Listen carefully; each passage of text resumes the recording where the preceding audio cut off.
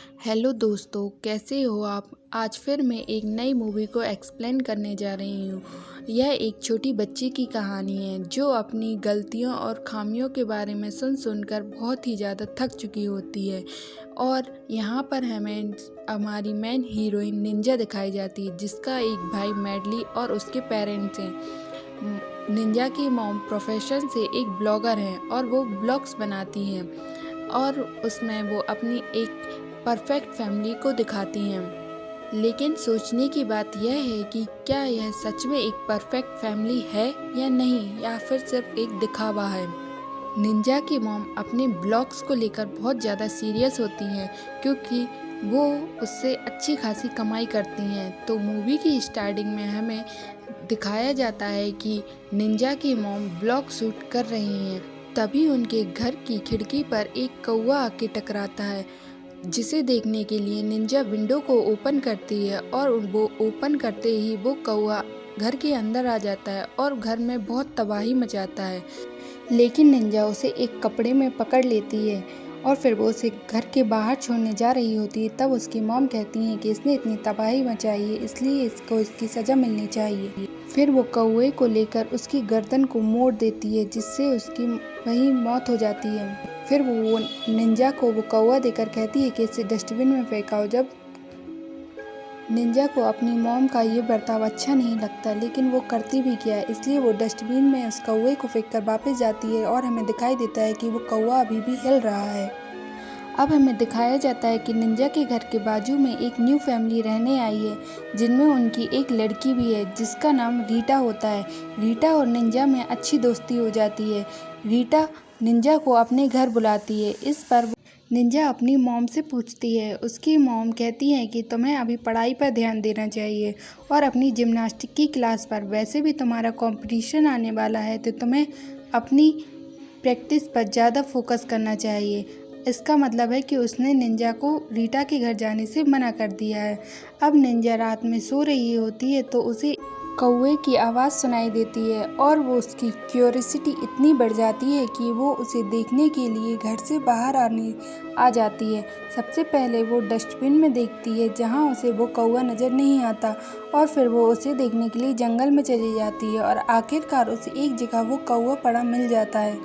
लेकिन कौवे की गर्दन में दर्द होने की वजह से वो मुड़कर उसे देख भी नहीं पा रहा होता है। तब निंजा उसे इस दर्द से मुक्ति देने के लिए एक पत्थर से उसे जान से मार देती है। फिर वो देखती है कि पास में एक घोंसले में एक अंडा पड़ा है। तब निंजा को लगता है कि ये उसी कौवे का अंडा है। वो सोचती है कि ये बच्चा तो पैदा होने से पहले ही अनाथ हो गया, इसलिए वो अंडे को लेकर अपने घर आ जाती है और पास में रखकर सो जाती है। निंजा की मॉम बहुत ही स्ट्रिक्ट और एक साइकोपैथ लेडी होती हैं। वो अपने ब्लॉग्स को लेके बहुत सीरियस होती हैं। इसके लिए वो झूठ भी अपने ब्लॉग्स में दिखा सकती हैं और वो अपने ब्लॉग्स को बहुत ही ज़्यादा सीरियसली लेती हैं, क्योंकि इससे उनकी अच्छी खासी कमाई होती है। और फिर वो अपने बच्चों को भी बहुत ही स्ट्रिक्ट होकर सभी चीज़ सिखाती हैं, ताकि उनके बच्चे परफेक्ट हो जाएं और उनके ब्लॉग्स में कोई भी प्रॉब्लम्स ना हो। इसके लिए वो निंजा की जिम्नास्टिक की बहुत ज़्यादा प्रैक्टिस करवाती हैं, ताकि वो लास्ट दिन का ब्लॉग शूट करके सभी को दिखा सके कि उनकी बेटी कितनी परफेक्ट है। यहाँ पर निंजा के डैड को किसी भी चीज़ से कोई फ़र्क नहीं पड़ता। एक दिन निंजा जिम्नास्टिक की प्रैक्टिस करके घर आती है तो वो देखती है कि उसकी मॉम एक टैरो नाम के व्यक्ति के साथ है। टैरो प्रोफेसर से एक इलेक्ट्रीशियन है। निंजा को ये देख के बहुत अजीब लगता है और वो अपने रूम में चली जाती है। फिर वो उस अंडे को देखती है, जिसमें से एक हार्ट बीट सुनाई दे रही होती है, और फिर कुछ ही दिनों में वो अंडा अपनी साइज से डबल हो जाता है। इसलिए निंजा उसे अपने टेडी बियर के अंदर छिपा देती है। अब एक दिन जिम्नास्टिक की प्रैक्टिस के दौरान रीटा बहुत ही अच्छा परफॉर्मेंस करती है और वो रीटा की परफॉर्मेंस देखकर निंजा को बहुत गुस्सा करती हैं, और फिर वो उसकी स्टेप्स को परफेक्ट करने के लिए खुद ही उसकी प्रैक्टिस करवाती हैं और उसे इतनी प्रैक्टिस करवाती हैं कि उसके हाथों में छाले पड़ जाते हैं। पर निंजा की मॉम को इससे कोई फ़र्क नहीं पड़ता। उनकी कोच आकर निंजा की मॉम को इतनी प्रैक्टिस करवाने से मना करती हैं, पर वो किसी की सुनने वाली कहाँ थी और वो लगातार उससे प्रैक्टिस करवाती ही रहती हैं। अपनी मॉम के इतने स्ट्रिक्ट होने से वो अपनी मॉम से धीरे धीरे दूर होने लगती है और वो अंडे के करीब होती जाती है। वो घर आकर अंडों से घंटों बातें करती रहती है। एक दिन निंजा की मॉम उसके रूम में आकर उसे बताती हैं कि टैरो उनका फ्रेंड नहीं बल्कि बॉयफ्रेंड है, और जब भी मैं बिजनेस मीटिंग का बोलकर रात में गायब रहती हूँ तब मैं टैरो के ही घर पर होती हूँ, और कल भी मैं टैरो के घर पर ही जाने वाली हूँ। यह सुनकर निंजा को बहुत अजीब लगता है, पर वो करती भी क्या।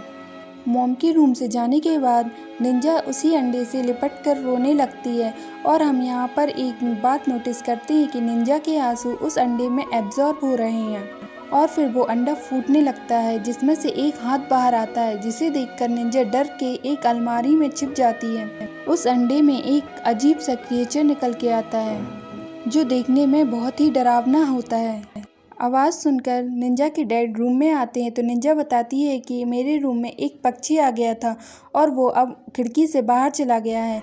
निंजा को लगता है कि वो पक्षी अब दोबारा उसके पास नहीं आएगा, लेकिन अगली ही रात वो पक्षी दोबारा उसकी विंडो से अंदर आ जाता है, जिसे देखकर निंजा डर जाती है। फिर वो पक्षी निंजा के हाथ को पकड़कर अपने सर पर रखकर सहलाने लगता है, जिससे हमें पता चलता है कि वो पक्षी निंजा को अपनी मॉम समझ रहा होता है।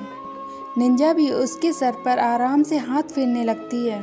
अब निंजा उसका बहुत ध्यान रखती है, उसे नहलाती है, उसे कपड़े देती है, खाना देती है और फिर अपने पास बेड के नीचे ही सुला लेती है। एक रात निंजा सो रही होती है, तभी उसे रीटा के डॉग की आवाज़ सुनाई देती है, जिस वजह से वो ठीक से सो नहीं पाती। इस पर वो पक्षी उड़कर जाता है और उस डॉग को जान से मार देता है। यह सीन देखने में बहुत ही डरावना होता है। फिर वो पक्षी उस कुत्ते को लाकर रीटा के बाजू में रख देता है और खुद रीटा के ऊपर बैठ जाता है। जब निंजा की नींद खुलती है तो वो ये देखकर चौंक जाती है और वहीं पे वॉमिटिंग करने लगती है। उस वॉमिटिंग को वो पक्षी खाने लगता है। ये बहुत ही घिनौना सीन होता है। इसके बाद रीटा दूसरे दिन उस कुत्ते को अपने गार्डन में गाड़ देती है। यह सब उसका भाई देख लेता है। उसका भाई उस कुत्ते को वापस लाकर उसके पेरेंट्स को दिखाता है कि निंजा ने देखो ये कुत्ते को गार्डन में गाड़ा था, लेकिन उसके पेरेंट्स उसके भाई को ही डांट देते हैं। निंजा का भाई निंजा के रूम में जाकर देखता है, पर उसे वहाँ कुछ भी नहीं दिखता, क्योंकि निंजा ने उस पक्षी को अलमीरा में छुपा दिया था। निंजा उस पक्षी से कहती है कि मेरी मॉम मुझसे बिल्कुल प्यार नहीं करती है और उन्हें मुझ में सिर्फ कमियां ही दिखाई देती हैं। तभी वो नोटिस करती है कि उस पक्षी के सर पर निंजा जैसे बाल आ गए हैं। इससे उसे पता चलता है कि ये एक फीमेल है, इसलिए वो उसका नाम लीना रख देती है। लीना और निंजा बहुत ही ज़्यादा कनेक्टेड होती हैं। वो एक दूसरे की फीलिंग्स को बहुत अच्छे से समझ पाती हैं। जो निंजा चाहती है वो लीना समझ जाती है और जो लीना चाहती है वो निंजा समझ जाती है। एक दिन जिम्नास्टिक की प्रैक्टिस के दौरान जब निंजा की मॉम वहाँ पहुँचती हैं तो वो रीटा को फिर परफॉर्मेंस अच्छा करते हुए देखती हैं, और फिर वो रीटा के सामने ही निंजा से कहती हैं कि तुम ये कॉम्पिटिशन नहीं जीत पाओगी। निंजा ये देखकर बहुत दुखी हो जाती है कि इतनी प्रैक्टिस के बाद भी उसकी मॉम उससे खुश नहीं है। लेकिन निंजा और लीना का कनेक्शन बहुत हार्ड होता है। इस वजह से लीना निंजा की इस दुख को समझ जाती है, और फिर वो एक रात निंजा को ऐसा दुखी देखकर लीना उड़कर रीटा के पास जाती है और फिर उस पर हमला कर देती है। यह सब निंजा भी महसूस कर पा रही होती है कि लीना ने कुछ गलत किया है, और यहाँ पर उसे अजीब से दौरे पड़ने लगते हैं, जिससे निंजा की मॉम को लगता है कि स्ट्रेस की वजह से निंजा की ऐसी हालत हो रही है, और वो उसको कम डाउन करने के लिए टैरो के घर लेकर जाती हैं। लेकिन इस बार वो सबसे छुपा कर नहीं बल्कि उसके डैड और सभी को ये बताकर लेकर जाती है कि वो टैरो के घर जा रही हैं। निंजा छोटी ज़रूर होती है, पर उसे ये बात समझ आ जाती है कि उसकी मॉम उसके डैड को धोखा दे रही हैं। अब वो लोग टैरो के घर पहुंचते हैं, जहां निंजा की मॉम टैरो की बेटी को ऐसे प्यार करती हैं जैसे कि वो उनका खुद का बेटा हो। निंजा को ये देखकर बिल्कुल अच्छा नहीं लगता, क्योंकि उसकी मॉम उसे ऐसा प्यार कभी नहीं करती। फिर लीना भी वहीं निंजा के पास आ जाती है। दूसरे दिन निंजा की मॉम उसे बताती हैं कि रीटा की हालत बहुत ख़राब है, और फिर वो रीटा को देखने के लिए हॉस्पिटल जाते हैं, जहां उसकी इतनी बुरी हालत देखकर निंजा भागकर घर आती है। और वो घर आकर लीना को बहुत चिल्लाती है कि तुमने ये क्या किया, मैंने तुमसे ऐसा करने के लिए नहीं कहा था। तब लीना उसे कम डाउन करती हुई कहती है कि तुम शांत हो जाओ, और तुम भी तो यही चाहती थी कि रीटा इस कंपटीशन में पार्टिसिपेट ही ना कर पाए। और आखिरकार निंजा मान जाती है। तभी वो नोटिस करती है कि लीना का फेस बिल्कुल निंजा की तरह होता जा रहा है। अब टैरो जब निंजा के रूम में जाता है तो वहाँ लीना अजीब तरीके से खाना खा रही होती है, जिसे देखकर टैरो बहुत घबरा जाता है और उसके देखते ही देखते लीना उस पर हमला कर देती है, लेकिन निंजा कैसे भी करके उसे आखिरकार फिर से बचा लेती है। अब कंपटीशन का दिन आता है जब निंजा की मॉम को निंजा से कोई मतलब ना होकर वो सिर्फ अपने ब्लॉग की शूटिंग में लगी होती हैं। यह देखकर निंजा को बिल्कुल अच्छा नहीं लगता और वो सोचती है कि मेरी मॉम टैरो के बेटे को जितना प्यार करती हैं उतना वो मुझे क्यों नहीं करती, और वो अंदर ही अंदर गुस्सा हो रही होती है। तभी उसे महसूस होता है कि ये सब लीना को भी पता चल जाएगा और फिर वो अपने आप को तुरंत कम डाउन कर लेती है। लेकिन लीना को वहाँ ये सब समझ आ जाता है और फिर वो टैरो को बेटे को मारने के लिए एक चाकू लेकर पहुँचती है।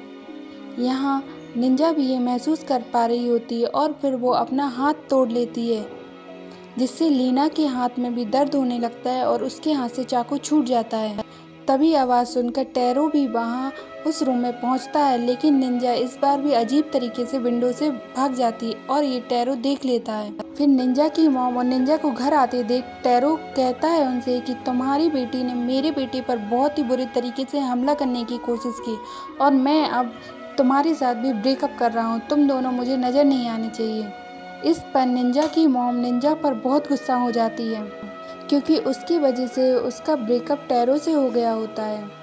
इसके बाद वो लोग घर आ जाते हैं और लीना भी विंडो से अंदर आने की कोशिश करती है, लेकिन निंजा उसे धक्का देके बाहर कर देती है और गेट लगा लेती है। अगले दिन लीना मेन गेट से आकर वापस अलमारी में छिप जाती है, जिसे उसके मॉम और डैड आते हुए देख लेते हैं, लेकिन उनके डैड को तो कोई फ़र्क नहीं पड़ता। पर निंजा की मॉम रूम में आ जाती हैं और फिर उसे अलमारी से बाहर निकालकर उसकी ऐसी बुरी हालत देखकर उसकी हुलिया सुधारने लगती हैं, क्योंकि उन्हें उससे बहुत घिन हो रही होती है। वो एक कंघी से निंजा की बाल सुलझाने लगती हैं और गुस्से में एकदम खींच देती हैं, जिससे उसके बाल उखड़ जाते हैं और उस जगह से ब्लड आने लगता है। तब लीना गुस्सा होकर उन पर हमला कर देती है। तभी निंजा भी रूम में आ जाती है और वो अपनी मॉम को ऐसे खतरे में नहीं देख पाती और फिर वो अंदर आ जाती है। अब लीना और निंजा दोनों ही आमने सामने होती हैं मॉम की। निंजा अब अपनी मॉम को सारी बात बताती है कि कैसे उसे वो अंडा मिला और लीना की वजह से आज तक जो जो नुकसान हुआ वो सभी वो अपनी मॉम को बताती है। अब हमें समझ पाते हैं कि निंजा की मॉम के दिमाग में फिर कोई खुरापाती आइडिया आया है और फिर वो निंजा को गले से लगाकर उसे कम डाउन करती हैं और एक निंजा बताती है कि मैं और लीना एक दूसरे से जुड़े हुए हैं, जो वो महसूस करती है वो मैं भी महसूस कर सकती हूँ। इसके बाद निंजा की मॉम एक चाकू उठाकर निंजा को देती हैं और एक खुद लेकर लीना के ऊपर हमला करने के लिए जाती हैं। वो जैसे जैसे लीना पर हमला करती हैं वो सारा दर्द निंजा भी महसूस कर रही होती है और उसे भी उतना ही दर्द महसूस हो रहा होता है जितना कि लीना को महसूस होता है। लड़ाई के दौरान निंजा की मॉम से एक चाकू निंजा के सीने पर जाकर लगता है, जिससे उसकी वहीं डेथ हो जाती है और हम देखते हैं कि लीना निंजा का ब्लड पी रही है और जैसे जैसे वो ब्लड पीती है वो बिल्कुल निंजा की जैसी ही लगने लगती है। अब निंजा की मॉम बहुत टेंशन में आ जाती हैं कि वो अपने ब्लॉग्स को कैसे शूट करेंगी, क्योंकि अब उनकी बेटी मर गई होती है। लेकिन जब वो लीना को देखती हैं कि उसका फेस बिल्कुल निंजा की जैसे हो गया है और फिर उनके फेस पर एक स्माइल आ जाती है। अब उनकी मॉम के दिमाग में क्या चल रहा होता है ये तो हमें नहीं बताते और मूवी यहीं ख़त्म हो जाती है। दोस्तों, अगर आपको ये मूवी का एक्सप्लेनेशन पसंद आया हो तो प्लीज़ वीडियो को लाइक, चैनल को सब्सक्राइब कीजिएगा। बाकी मैं मिलूँगी आपको नेक्स्ट वीडियो में, तब तक के लिए बाय बाय।